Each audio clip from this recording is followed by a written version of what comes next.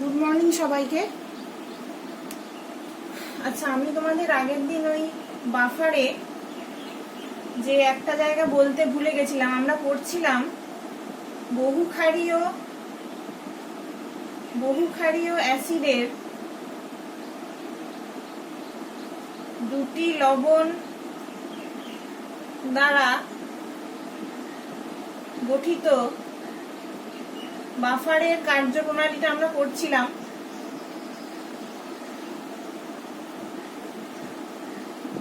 সেখানে আমরা বাইরে থেকে সামান্য পরিমাণ তীব্র অ্যাসিড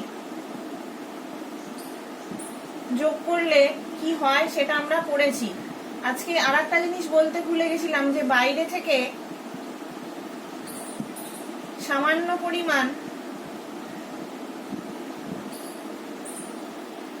পরিমাণে তীব্র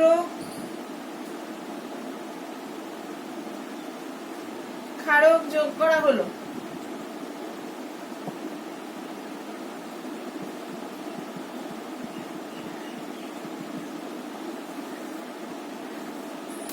তাহলে সামান্য পরিমাণ ক্ষারক যোগ করা হলে কি হবে?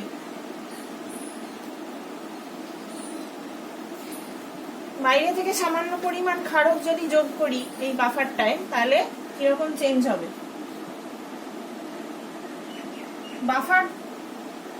বাফার দ্রবণে বাইরে থেকে সামান্য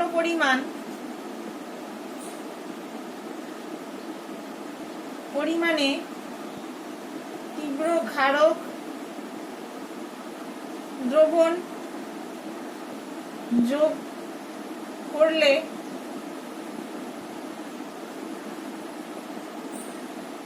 বাইরে থেকে সামান্য পরিমাণ তীব্র ক্ষারক যোগ করলে ক্ষারক থেকে যে OH মাইনাসটা আমরা পাই, ক্ষারক থেকে যে OH মাইনাস আয়নটা, সেটা দ্রবণে যে উপস্থিত H3O প্লাস থাকে তার সঙ্গে যুক্ত হয়ে অনায়নিত H2O তৈরি করে, H2O গঠন করে। তার ফলে কি হয় না, এর ফলে H2PO4 মাইনাস আয়নের আয়ন সাম্য বিঘ্নিত হয়, যেটা আমরা 1 নম্বর সমীকরণ থেকে দেখেছি। H2PO4 মাইনাস প্লাস H2O যদি হয় তাহলে কি হবে? HPO4 2 minus plus H3O plus, এইটা বিঘ্নিত হয়, আয়ন সাম্যটা বিঘ্নিত হয়। তাই জন্য কি হবে না, লা সাটেলিয়ার নীতি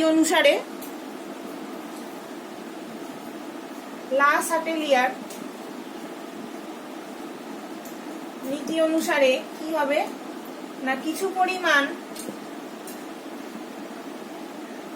H2PO4 মাইনাস আয়ন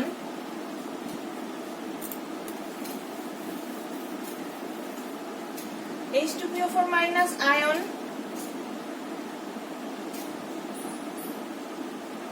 আয়নিত হয়ে H3O প্লাস আয়ন উৎপন্ন করে এবং 1 নম্বর সাম্যাবস্থাটি ডান দিকে সরে যায়। সরে গিয়ে কি হয় না, সরে গিয়ে পুনঃপ্রতিষ্ঠিত হবে। আমরা এগুলো আগেও পড়েছি। তাহলে আবার যদি পুনঃপ্রতিষ্ঠিত হয়, তাহলে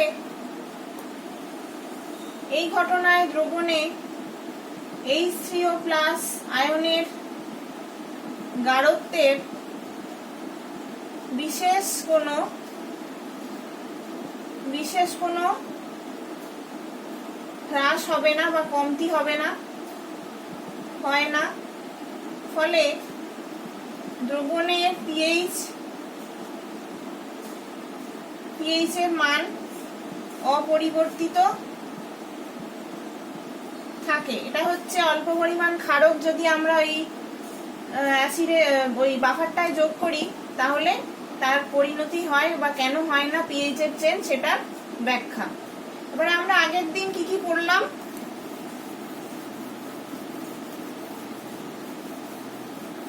হেন্ডারসন ইকুয়েশন, এটা পড়লাম, আর এর প্রয়োগ করেছি।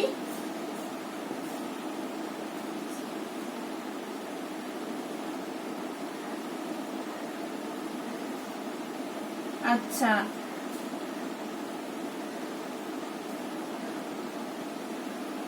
বাফার ক্ষমতা পড়বে এবার।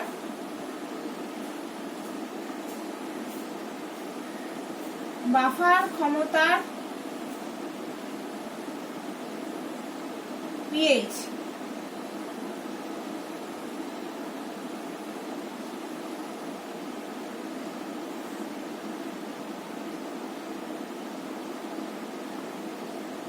তাহলে কি হলো না, মৃদু অ্যাসিড ও তার লবণের সমন্বয়ে গঠিত বাফার সঠিকভাবে ক্রিয়া করবে যদি এই বাফার দ্রবণে ও মৃদু অ্যাসিডের মোলার গাঢ়ত্বের অনুপাত 0.1 থেকে 10 এর মধ্যে হয়। তাহলে মৃদু অ্যাসিড ও তার লবণের সমন্বয়ে গঠিত বাফার সঠিকভাবে ক্রিয়া করবে যদি এই বাফার দ্রবণে লবণ ও মৃদু অ্যাসিডের মোলার গাঢ়ত্বের অনুপাত 0.1 থেকে 10 এর মধ্যে হয়, তবেই সেটা বাফার হিসেবে কাজ করবে। সুতরাং হেন্ডারসনের যে সমীকরণ, হেন্ডারসনের সমীকরণ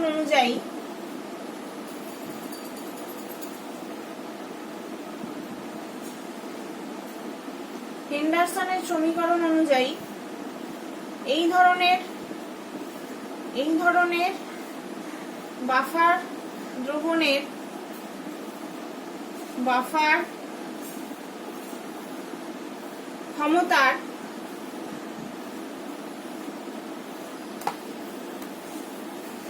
ক্ষমতার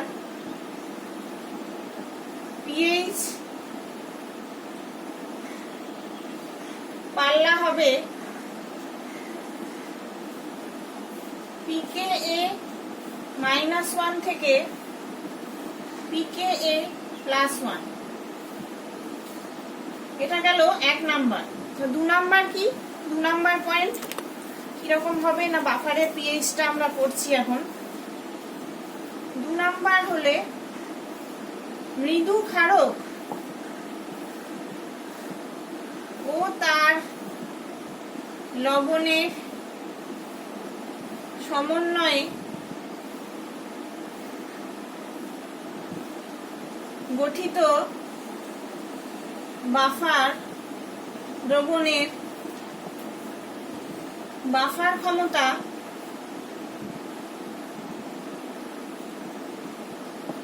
পিএইচ পাল্লা হবে pKb -1 থেকে pKb +1।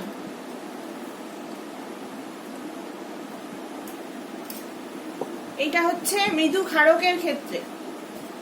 তাহলে বাফার দ্রবণের গুরুত্ব পড়বো এবার আমরা।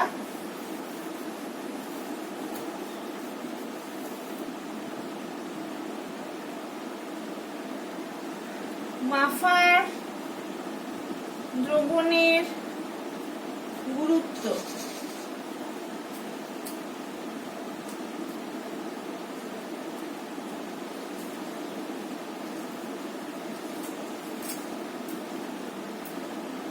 তাহলে আমরা জানি সুস্থ অবস্থায় ব্যক্তির রক্তের পিএইচ এর মান থাকে 7.35 থেকে 7.45 এর মধ্যে। তাহলে রক্তে একাধিক বাফার সিস্টেম থাকায় বিপাক ক্রিয়ায়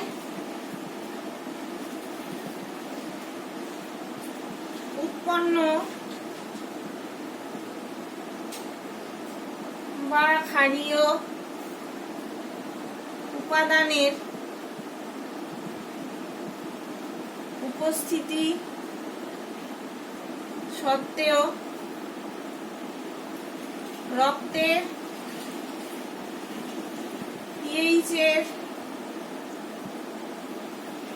স্থির মান বজায় থাকে। তাহলে রক্তে উপস্থিত বাফার সিস্টেমগুলো হলো বাইকার্বনেট কার্বনিক অ্যাসিড বাফার। কিরকম না HCO3 বাইকার্বনেট আয়ন, আর এটা হচ্ছে কার্বনিক অ্যাসিড, এইটা রক্তে থাকে। আর কি কি থাকে?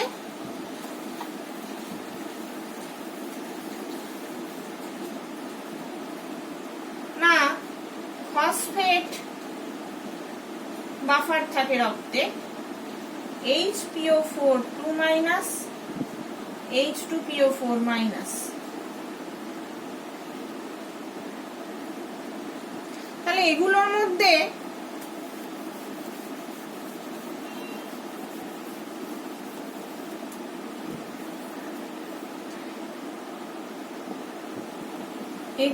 মধ্যে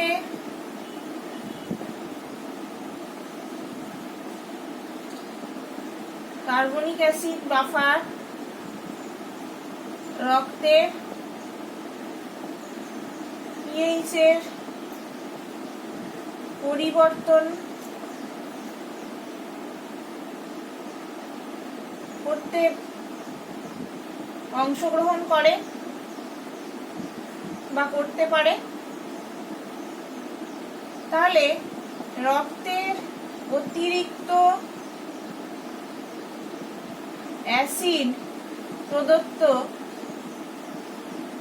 বিক্রিয়ার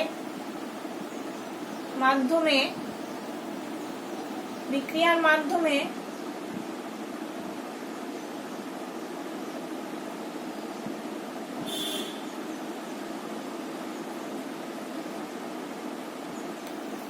প্রশমিত হয়। আমরা জানি কিরকম বিক্রিয়া, না HCO3- প্লাস H3O প্লাস, আবার কার্বনিক অ্যাসিড আর জল। এবার হচ্ছে যে উৎপন্ন যে কার্বনিক অ্যাসিডটা হলো সেটা বিয়োজিত হয়ে CO2 ও H2O উৎপন্ন করে।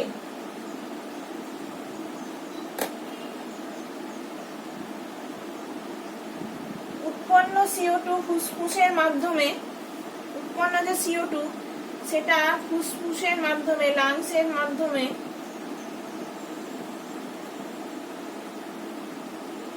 নিঃশ্বাসের সঙ্গে দেহ থেকে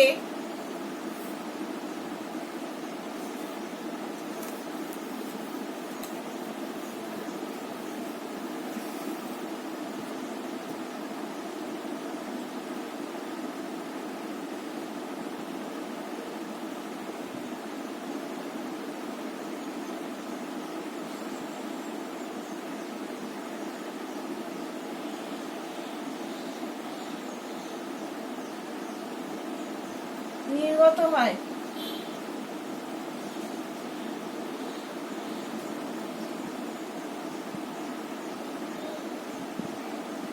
তাহলে রক্তের অতিরিক্ত ক্ষারক OH মাইনাস প্রদত্ত বিক্রিয়ার মাধ্যমে প্রশমিত হয়। H2CO3 প্লাস OH মাইনাস যদি আমরা ক্ষার যোগ করি তাহলে এটা আবার বাইকার্বনেট আর জলে মিশে যাবে।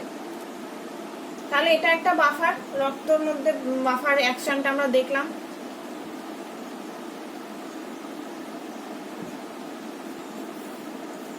দু নাম্বার পয়েন্ট কি?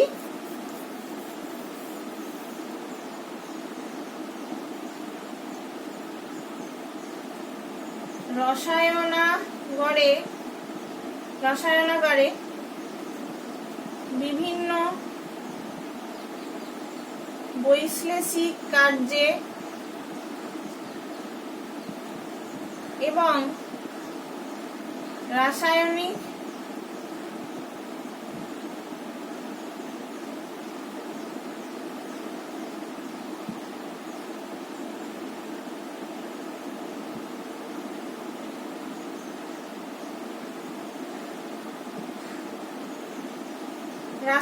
বিক্রিয়া সুনির্দিষ্ট pH এ সম্পন্ন হয়। এসব ক্ষেত্রে pH এর মান স্থির রাখতে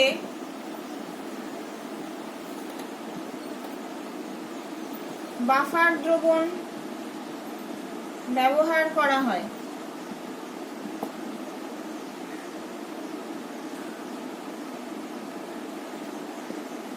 এছাড়া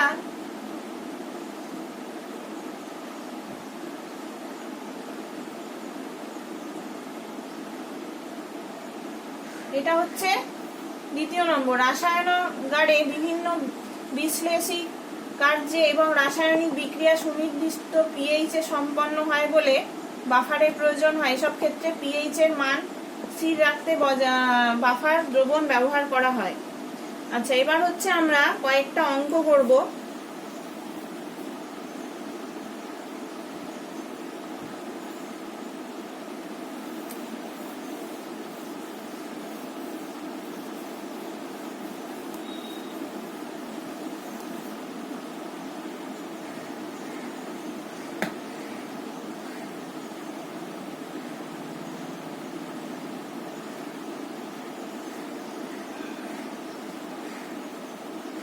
একটি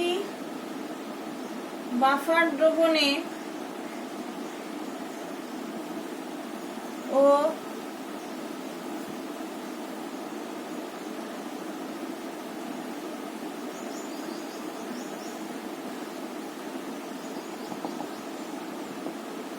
গাঢ়ত্ব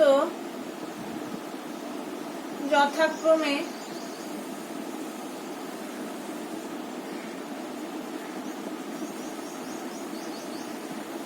হলে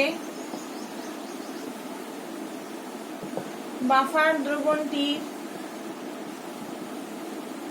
pH কত হবে? দেওয়া আছে Ka সমান Ka অফ অ্যাসিটিক অ্যাসিড সমান 1.8 into 10 to the power -5। তাহলে এটা কিভাবে সমাধান করব আমরা? না, অ্যাসিটিক অ্যাসিডের pK সমান -log of 1.8 into 10 to the power -5। তাহলে 5 - log of 1.8 সমান 4.74।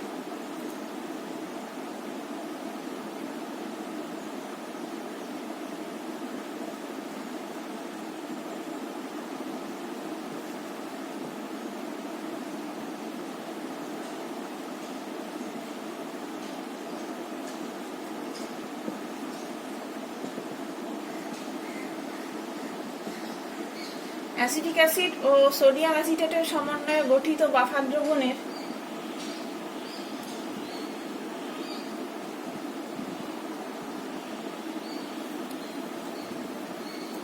পিএইচ কিরকম হবে?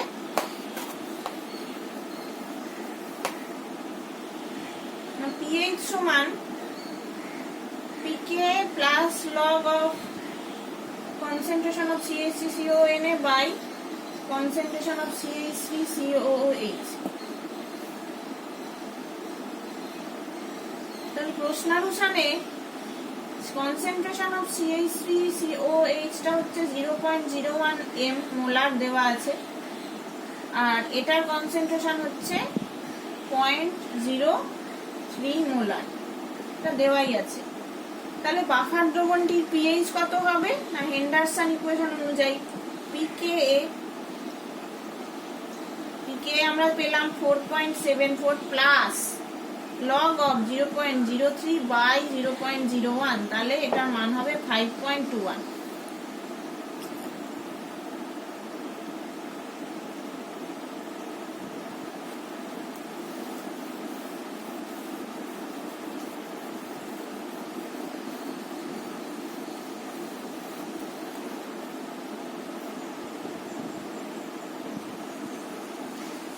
আচ্ছা, দ্বিতীয় নম্বর অঙ্ক হচ্ছে একটি বাফারের প্রতি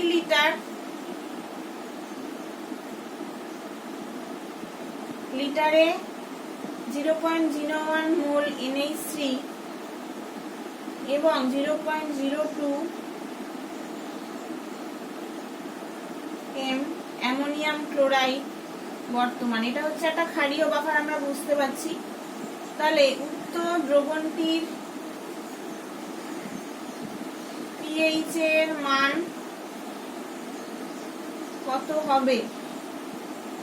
কেবি NH3 টা দেওয়া আছে 1.8 × 10⁻⁻5। এবারে সমাধানটা আমরা করব। NH3 কেবিটা পিকেবিটা বার করতে আমাদের মাইনাস লগ অফ কেবি, তাহলে মাইনাস লগ অফ 1.8 × 10⁻⁻5।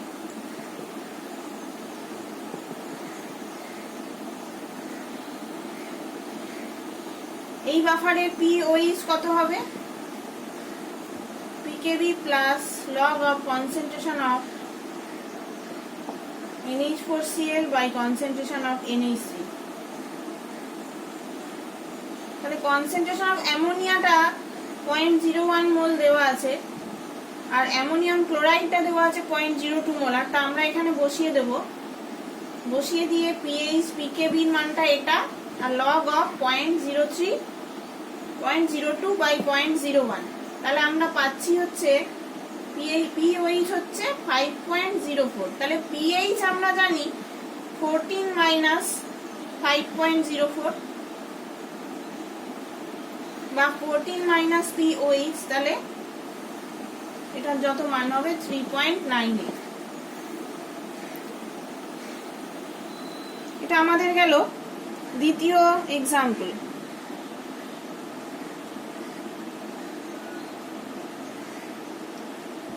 তিন নম্বর অঙ্কে আমরা যাব এবার।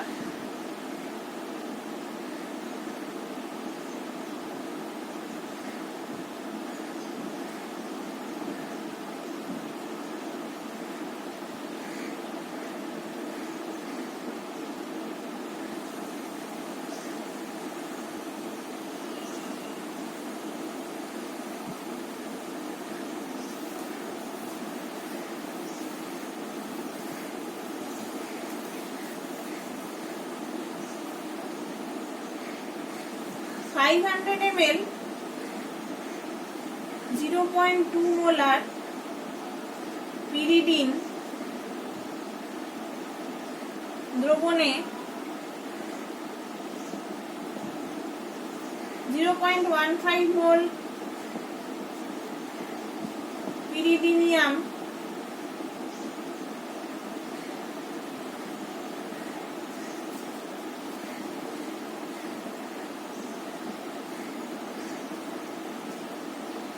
করা হলো। তাহলে দ্রবণটির পিএইচ নির্ণয় করো। প্রদত্ত কেবি সমান 1.5 ইন্টু 10⁻⁻৯ এবং ধরে নাও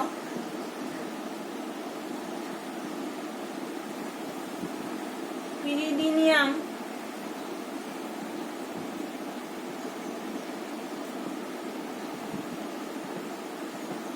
ক্লোরাইড যোগ করার হলে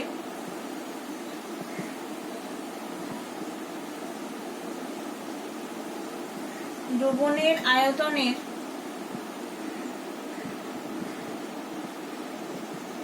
পরিবর্তন হয় না।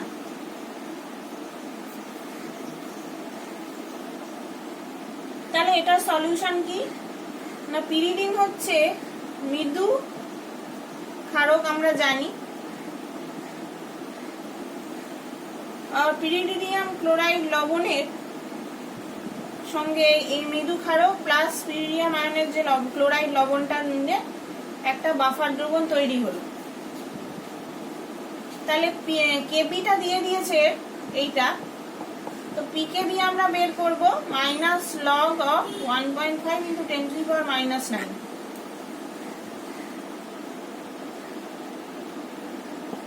(8.82). তাহলে concentration of pyridine 0.2 molar. Pyridinium ক্লোরাইডের কনসেন্ট্রেশন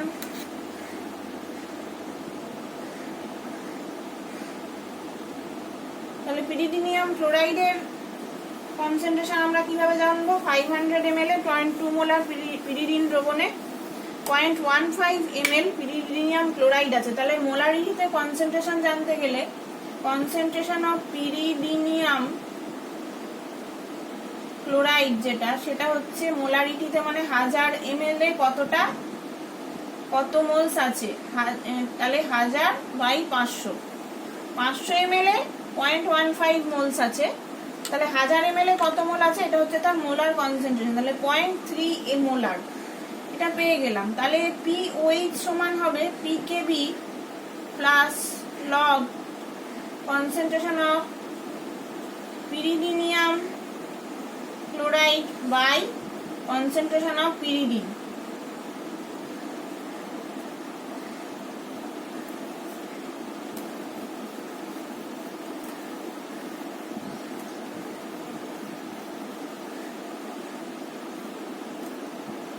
সমান 8.82 প্লাস লগ অফ 0.3 বাই 0.2,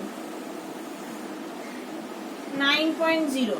ঠিক আছে, তাহলে পিএইচ সমান 14 মাইনাস পিওএইচ সমান 14 মাইনাস 9 সমান 5।